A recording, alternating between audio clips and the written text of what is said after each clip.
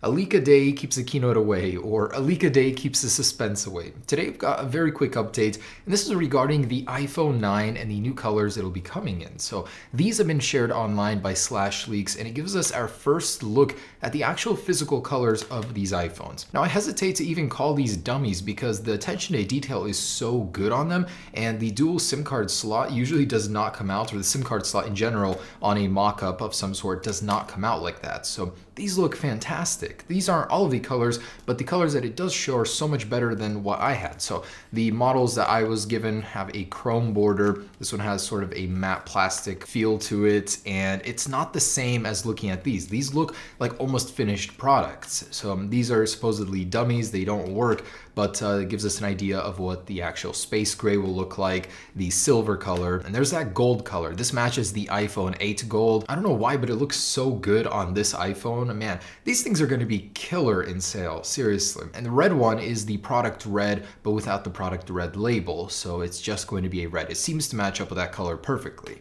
Now, a couple of things I noticed. For one, the dual SIM basically does confirm almost that this thing will be receiving that functionality. Everyone said that it will, and now here's some proof. And the borders themselves, we've heard earlier that they might not match the glass color of the phones, but here they do, and I wouldn't want it any other way. It looks fantastic. It's a very muted color palette, not very bright, not very vivid like the iPhone 5C, more of an elegant look. I think that'll definitely help with the sales. The iPhone 5C, aside from the fact that it was a plastic back, it was too much, too flashy. So this is going to be a little bit more subtle, refined, and I definitely love it. The colors that are missing here are the orange and the blue color. Those are supposedly coming as well, and I'm guessing the blue will be a more muted blue as well, not very, very vivid and electric like we predicted. So just from looking at this, these aren't even the real deal, but looking at these models, I can see that this thing is going to be so popular. It looks like a top-notch product. I mean, if it's going to start at 700, it better be, but for good reason. There have been many predictions that this will be the top seller. There's been a lot of talk about naming, and in particular, the iPhone 9. So John Gruber actually wrote an article talking about the whole naming situation, how complicated it is,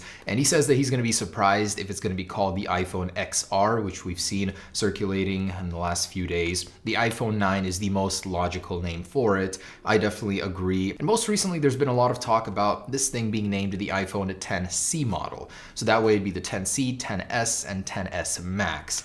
And that does make sense as well, honestly. That's Vanya Geskin's prediction for what it might be called between that and the 10 Lite. But I do like that, 10C, although I still think that it should be called the iPhone 9. It gives it a clear differentiation between the 9 and the 10 series, the 10S series. And a Romanian website has actually put up the new iPhones for pre-order before Apple even unveiled them. They call it the iPhone XS, the iPhone XS Max Plus. Super not confident in the actual naming being one or the other, so why not just throw both of them in there? And they called the other one the iPhone 9. Interesting here is that they gave the iPhone 9 a 64 and a 256 gigabyte storage configuration, so that one will likely not be getting 512. And even though this website is far from the proof, but it just makes sense. A budget end model shouldn't have 512 gigabytes because I think the max price could potentially scare people away. So only the iPhone XS and XS Plus will likely have 512 gigabytes. And guys, believe it or not, the iPhone X is keeping its value so well, you can actually sell your iPhone right now, and I would recommend doing it as soon as possible if you were thinking about doing that,